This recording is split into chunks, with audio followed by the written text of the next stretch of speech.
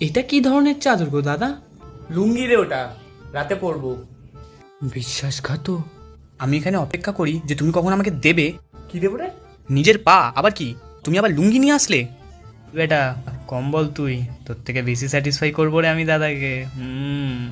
Satisfy? আরে হাওয়া গো দাদা, আমাকে পড়লে যে শাঁসা করে ঠান্ডা হাওয়াটা ঢুকবে। আর ভেতর দিয়ে দাদা যখন ধাই ধাই করে গরম হাওয়াটা ছাড়বে, ওটা তুই কি করবি? আরে ওটা তো সঙ্গে সঙ্গে বেরিয়ে যাবে না রে।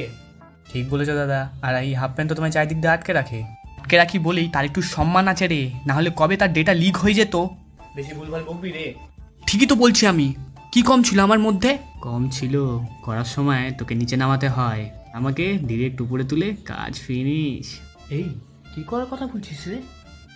আরে হাগু করার কথা বলছি গো দাদা, তুমি তো শুধু ওইগুলোই ভাবো। হাত চালা, দুজনের মধ্যে কাউকেই পরবো না।